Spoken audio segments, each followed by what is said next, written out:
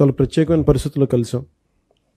ఇది గత ఏప్రిల్ 22న జరిగిన పెహల్గామ్లో జరిగిన సంఘటన మనందరినీ కలిచివేసింది.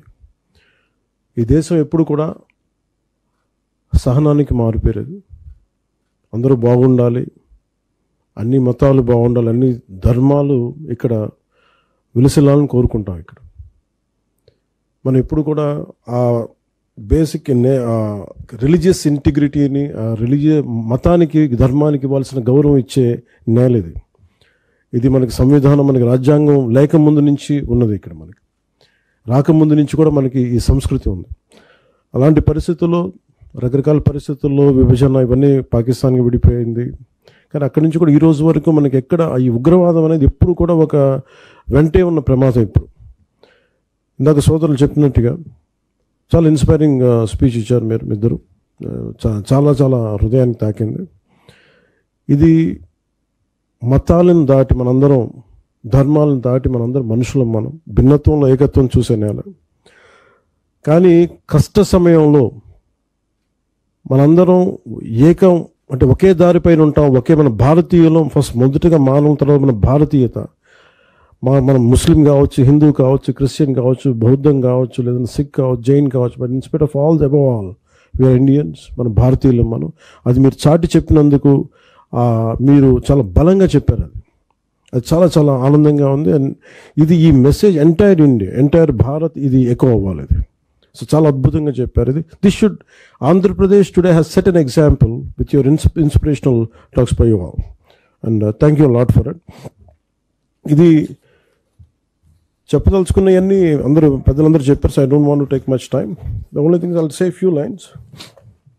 మీరు ఈ దేశాన్ని విడకూడదాం, విభజిద్దాం అని రకరకాల శక్తులు మనకి పన్నాగాలు చేస్తూ ఉంటారు. That is their objective. కానీ ఈ దేశం చాలా పరిణితి చెందిన దేశం. సగటు మనిషి ఈ దేశంలో ఈజ్ బియాండ్ రిలీజన్ అని మనం సమస్యలు వస్తే దాన్ని దాటే ఆలోచిస్తాం మనం. అంతేగాని చాలా తక్కువ స్థాయిలో కానీ లేదంటే కింద స్థాయిలో ఆలోచించే సమాజం కాదు.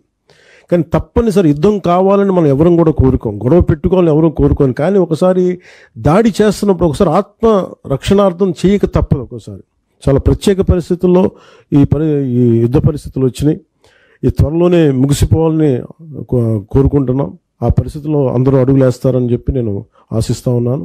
అదేదో అలాంటి శుభవార్త కూడా రావాలని నేను ఆశిస్తున్నాను. అందుకని ప్రతి ఒక్కరికి ఇది భవిష్యత్తులో ఈరోజు ఇలాంటి పరిస్థితులు వస్తాయి, యుద్ధాలు వెళ్ళిపోతాయి. కానీ భారతదేశం తాలూకు సోషల్ ఫ్యాబ్రిక్, దీన్ని మటుకు మనం చెడగొట్టుకోకుండా ఎప్పటికప్పుడు ఇది పన్నాగాలు పన్నుతూనే ఉంటారు.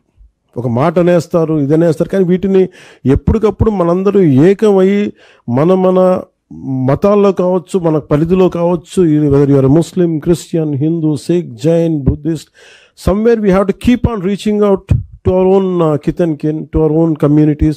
We have to tell them. Somewhere కొన్నిసార్లు certain youth might be tempted to say something anti-nation. So it is, we don't know what they might say, but somewhere as elders it's our responsibility to make sure we reach out to them.